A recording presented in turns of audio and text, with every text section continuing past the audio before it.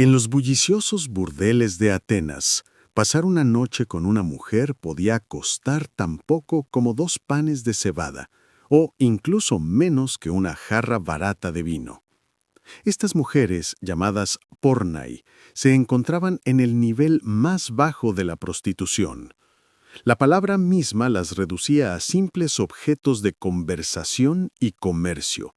Los discursos judiciales de hombres como Dion y Lisias mencionan que las pornai solían atender de 6 a 10 hombres cada día, ganando apenas lo suficiente para comprar un pequeño cuenco de lentejas.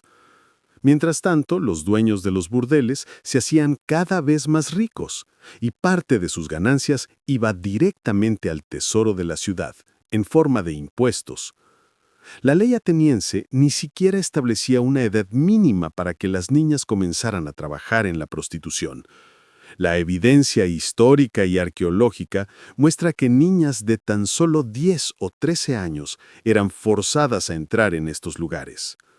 Cada una de ellas tenía una marca permanente grabada en el muslo con un hierro caliente, señal de que pertenecía a alguien. La vida dentro de estos burdeles era cruel y dolorosa. Si una niña se negaba a trabajar, era golpeada en público, privada de comida durante días o castigada de formas aún peores. Cuando una mueva llegaba, se realizaba un ritual cruel para darle la bienvenida. Era atacada frente a las demás mujeres y los clientes habituales. Un hombre llamado Papi, de Tesalia, contó que esto se hacía a propósito, para romper su espíritu y destruir cualquier esperanza de escapar. Las personas que estaban alrededor se reían y la ridiculizaban, convirtiendo su sufrimiento en entretenimiento.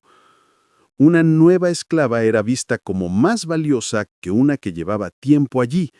Los hombres estaban dispuestos a pagar 10 veces el precio normal por estar con alguien intacta. Los escritores de aquella época hablaban de estas cosas con total naturalidad, como si se tratara simplemente de comprar fruta fresca en el mercado. No existía privacidad alguna. Las mujeres trabajaban en rincones de grandes habitaciones, separadas solo por telas sucias o esteras viejas. Cada grito de dolor se convertía en parte del ruido de fondo, una especie de música enferma para los hombres que esperaban su turno. Antes de continuar con estas historias ocultas de dolor y supervivencia, por favor, dale me gusta a este video y suscríbete a nuestro canal. Tu apoyo nos ayuda a compartir las voces de quienes nunca pudieron hablar por sí mismas. Los dueños de estas mujeres solían dividirlas en categorías extrañas y perturbadoras: mujeres nubias, mujeres muy bajas, mujeres que no podían hablar, mujeres que se resistían y aquellas que aún no estaban completamente rotas. Cada tipo tenía su propio precio y su propia clase de clientes. El arte del siglo V incluso muestra concursos en los que los hombres intentaban dominar a mujeres que se resistían solo por diversión. Los grafitis encontrados en las paredes de los burdeles muestran que algunos hombres pagaban dinero extra solo para hacerles daño, cortarles la cara, dejarles cicatrices o causarles heridas permanentes. La violencia se vendía como cualquier otro producto. Algunas mujeres incluso eran anunciadas por sus castigos. Sus labios partidos, dientes rotos y quemaduras de lámparas de aceite derramadas se convertían en puntos de venta. Estas heridas eran precisamente lo que ciertos hombres querían ver. Para ellos, el dolor de una mujer era una forma de arte, sus gritos como una canción de borrachos. En la misma ciudad que amaba la filosofía y el teatro, la crueldad hacia las mujeres era uno de los negocios más rentables. Pero ni siquiera la violencia diaria se comparaba con lo que ocurría durante los festivales religiosos de la ciudad.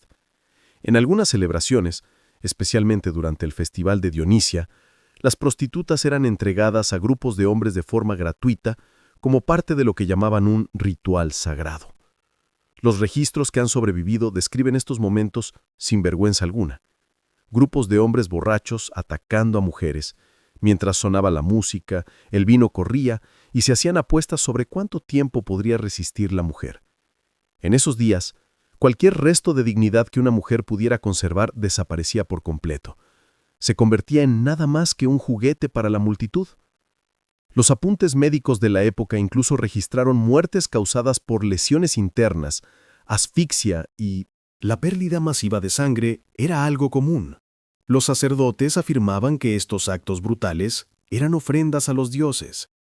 El vino, mezclado con la sangre de las mujeres torturadas, se derramaba sobre los altares y sus últimos suspiros eran convertidos en oraciones por buenas cosechas. Cuando los festivales terminaban, las que aún seguían vivas eran arrastradas de nuevo a los burdeles para seguir trabajando. Las muertas eran arrojadas fuera de las murallas de la ciudad, sus cuerpos lanzados a los barrancos como basura. Estos horrores rituales eran solo una parte más de la violencia diaria que las mujeres ya sufrían. Eran golpeadas constantemente con palos, correas de cuero o puños desnudos. A veces, los clientes más fieles eran invitados a participar, convirtiendo los castigos en crueles juegos por el más mínimo error. Derramar una gota de vino, pronunciar mal el nombre de un cliente o simplemente llorar. Una mujer en un burdel ateniense podía ser encerrada en una habitación oscura durante días sin comida ni agua. A veces, el castigo era aún peor. Podía ser atada a un poste de piedra en el patio, dejada temblando con la ropa mojada durante las frías noches de invierno, o bajo el sol abrasador del verano sin nada que beber. Los dueños, con burla, llamaban a esto corrección de carácter. Cualquier objeto cercano, porras de madera, copas pesadas de vino e incluso el mango sin filo de un cuchillo, podía ser usado para golpearla si desobedecía. Con el tiempo, las mujeres aprendieron a ocultar su dolor tras sonrisas falsas, porque llorar o gritar solo traía más violencia. En una ciudad que adoraba la belleza del cuerpo humano en el arte y la escultura, los cuerpos de estas mujeres estaban cubiertos de moretones, quemaduras y cicatrices. Si una mujer intentaba escapar, la ley no lo veía como un grito de libertad, sino como un robo, como si se hubiera robado a sí misma de su dueño. Los castigos eran crueles y públicos. Las fugitivas solían ser marcadas con metal al rojo vivo en la frente o en el pecho, dejando cicatrices permanentes que mostraban a todos que habían intentado huir. Los registros judiciales cuentan destinos aún peores. Algunas mujeres capturadas eran clavadas a tablones de madera y expuestas en la plaza de la ciudad como advertencia para las demás. Muchas morían de sed o por infecciones en las heridas donde los clavos habían penetrado. Algunas mujeres desesperadas corrían hacia los templos, rogando a los dioses protección, arrojándose ante los altares. Pero los sacerdotes, a menudo sobornados con dinero, las devolvían a sus dueños. Los derechos de propiedad eran más importantes que la misericordia. Las fugitivas eran arrastradas encadenadas, su sangre manchando los escalones del templo, manchas que otros esclavos eran obligados a limpiar antes del amanecer. Cada intento fallido de fuga traía castigos aún más severos. La justicia ateniense tenía infinitas formas de destruir el espíritu de una mujer, manteniéndola viva solo lo suficiente para seguir trabajando. Pero ni siquiera ese trabajo significaba mucho cuando las nuevas esclavas eran tan baratas. Los registros médicos de la época indican que la mayoría de estas mujeres no vivía más allá de los 25 años. Las causas de muerte eran tan constantes como su sufrimiento: enfermedades de transmisión sexual, infecciones por heridas sin tratar, agotamiento extremo, hambre y años de abuso. Aquellas con heridas podridas, infecciones fétidas o llagas abiertas no recibían descanso. Tenían que seguir trabajando hasta colapsar. Los dueños creían que pagar a un médico era un desperdicio. Una nueva esclava costaba menos que una visita médica. Las quejas de los clientes por el olor a sangre y podredumbre eran respondidas con más golpes, como si el dolor pudiera curarlas. Todos esos huesos cuentan su propia historia silenciosa, una historia de violencia interminable. Cuando una mujer enfermaba demasiado como para seguir trabajando, a nadie le importaba. Era llevada más allá de las murallas de la ciudad y abandonada allí, viva o muerta, daba igual. En Atenas, la misma ciudad que alababa la belleza y la perfección, los cuerpos de las mujeres eran arrojados como si fueran cerámica rota. El embarazo no se consideraba algo natural, se veía como un daño a la propiedad. El castigo era rápido y cruel. Para impedir que las mujeres dieran a luz, los dueños las obligaban a beber veneno, las golpeaban en el abdomen o las forzaban a levantar objetos pesados hasta provocar un aborto. Los antiguos escritos médicos describen métodos terribles de aborto, hierbas que causaban vómitos violentos, aceite hirviendo vertido dentro del cuerpo o palos afilados empujados en su interior. Si el embarazo no podía detenerse, el parto ocurría allí mismo, sobre la misma sucia estera de paja donde se entretenían los hombres. No había parteras, ni medicinas, ni agua limpia. Muchas mujeres morían desangradas o por fiebre poco después de dar a luz. Los arqueólogos incluso han encontrado diminutos huesos de bebés en los desagües y basureros detrás de antiguos burdeles. Prueba de que los recién nacidos eran arrojados sin cuidado alguno. Matar a los recién nacidos era común, especialmente si eran niñas o hijos de esclavos. Para muchas mujeres, acabar con la vida de su bebé era el único acto de compasión que podían ofrecer, salvarlo del mismo sufrimiento que ellas habían soportado. Según la ley ateniense, estas mujeres no eran consideradas personas. Sus cuerpos y su trabajo pertenecían completamente a sus dueños. Estaban atrapadas bajo deudas falsas, por comida, ropa o un lugar donde dormir, deudas que crecían cada día con intereses y multas inventadas. Negarse a un cliente, incluso a uno violento o peligroso, era imposible. La idea de consentimiento no existía para ellas. La ley se lo negaba por completo. Los registros judiciales hablan de mujeres que intentaron buscar justicia por los abusos sufridos, pero todo el sistema estaba construido en su contra. El testimonio de una esclava no podía usarse contra un hombre libre a menos que ella fuera torturada primero para probar que decía la verdad. En la misma sociedad que inventó la democracia, la mitad de su población, las mujeres, quedaba completamente excluida, y las mujeres esclavizadas ocupaban el nivel más bajo, valoradas menos que el ganado, que al menos recibía alimento y cuidado. Aún así, en contadas ocasiones, una mujer podía vislumbrar algo mejor, una posibilidad, por mínima que fuera, de elevarse un poco por encima de la miseria. A veces ocurría cuando un hombre rico compraba su libertad, o cuando su dueño decidía entrenarla como bailarina o música para espectáculos de clases más altas, pero para la mayoría esas oportunidades nunca llegaban, y el sufrimiento continuaba sin fin. De vez en cuando, una mujer podía ascender un poco más convirtiéndose en la favorita de su amo o de algún huésped adinerado. En esos casos, podía recibir una habitación privada, joyas, vestidos de seda en lugar de lana áspera y sirvientas personales. Pero esos lujos no eran más que adornos de su jaula. Las favoritas sabían lo frágil que era su posición. Su comodidad dependía por completo del humor de un solo hombre, que podía en cualquier momento enviarlas de regreso al burdel común o incluso mandarlas matar por el más pequeño error. Los antiguos registros muestran que estas mujeres favorecidas eran tratadas como obsequios. Un amo podía ofrecer una de sus amantes a un amigo visitante por una noche, devolviéndola al día siguiente como si fuera una copa de vino prestada. Incluso en el nivel más alto de este cruel sistema, una mujer seguía siendo solo una propiedad, su cuerpo poseído, su valor medido en monedas.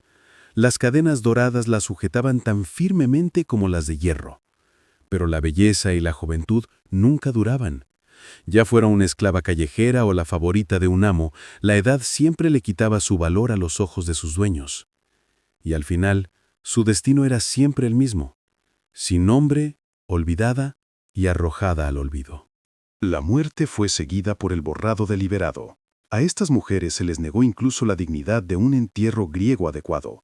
Sus cuerpos eran arrastrados fuera de las murallas de la ciudad y dejados en barrancos o en tumbas poco profundas, sin marcar. En contra de las costumbres sagradas, se les negaban las lápidas, las inscripciones y las ofrendas. Incluso en los raros casos en que una mujer lograba obtener su libertad, la vergüenza de su pasado la convertía en alguien intocable dentro de la sociedad respetable. Las ex-prostitutas eran excluidas de la vida pública, viviendo como fantasmas, visibles pero borradas, como si nunca hubieran existido realmente. Los arqueólogos han encontrado huesos de mujeres mezclados con fragmentos de cerámica rota y montones de basura doméstica, prueba de que, incluso en la muerte, fueron tratadas como menos que humanas, sin tumbas, sin nombres, sin memoria. En una cultura que celebraba a sus héroes y reyes en poemas épicos, las vidas de estas mujeres desaparecieron sin dejar rastro. Su dolor era demasiado común como para ser convertido en arte, pero la crueldad no terminó con el olvido, se convirtió en entretenimiento. Dramaturgos cómicos como Aristófanes retrataron a las prostitutas como vulgares, codiciosas y merecedoras de burla o violencia. En los teatros atenienses, el público reía ante escenas de violaciones, palizas y humillaciones. El sufrimiento de una mujer se transformaba en una broma. En los hogares privados, la cerámica pintada mostraba escenas de agresiones en grupo, torturas y otros actos de crueldad, decorando copas de vino y platos de cena. La violencia contra las mujeres se volvió parte del arte doméstico, tan normalizada que nadie la cuestionaba. A veces los poetas elogiaban la belleza de las cortesanas de élite, pero las mujeres de los burdeles solo aparecían como el chiste final, ridiculizadas y deshumanizadas. Sus gritos se convertían en rimas, sus lágrimas en imágenes poéticas de lluvia o rocío matutino. En una sociedad que elevó la tragedia a la categoría de arte supremo, las verdaderas tragedias, las que vivían las mujeres, fueron convertidas en motivo de risa. La cultura ateniense perfeccionó el arte de ignorar el dolor de aquellos a quienes consideraba indignos de compasión. Esa ceguera permitió que su economía prosperara sobre el sufrimiento de los más débiles. Los burdeles pagaban impuestos regulares al tesoro de la ciudad, y la compraventa de mujeres se convirtió en un negocio lucrativo. La democracia floreció en un mundo donde la mitad de la población vivía esclavizada y las mujeres no tenían voz en la política. Mientras Sócrates delatía el significado de la virtud en la plaza pública, a solo unas calles de distancia, cientos de mujeres eran vendidas como objetos. Mientras Pericles hablaba con orgullo del noble espíritu de Atenas, la riqueza de la ciudad crecía gracias al comercio de vidas humanas. El mármol del Partenón, la grandeza de sus templos, los escenarios de sus teatros, todos fueron construidos en parte con las ganancias obtenidas del sufrimiento de mujeres esclavizadas. La belleza de Atenas se pagó con la sangre y los cuerpos de esclavas cuyos nombres la historia eligió olvidar. Las historias modernas sobre la antigua Grecia, en libros escolares y guías turísticas, suelen omitir este lado oscuro. La fea verdad del mundo clásico se suaviza o se borra, como si admitirla pudiera manchar su imagen legendaria. Las decenas de miles de mujeres que soportaron esta vida están ausentes del relato oficial. Su dolor fue borrado de la historia. Y sin embargo, su ausencia sigue hablando. En las ruinas de Atenas, sus sombras permanecen. Las tumbas sin nombre, los fragmentos de cerámica que muestran sus rostros, los débiles grafitis en las paredes de los burdeles, todos susurran la misma verdad. Su historia merece ser contada. Gracias por ver este video hasta el final. Si encontraste esta historia significativa, suscríbete a nuestro canal y comparte tus pensamientos en los comentarios. Tu apoyo nos ayuda a sacar a la luz más de estas historias olvidadas.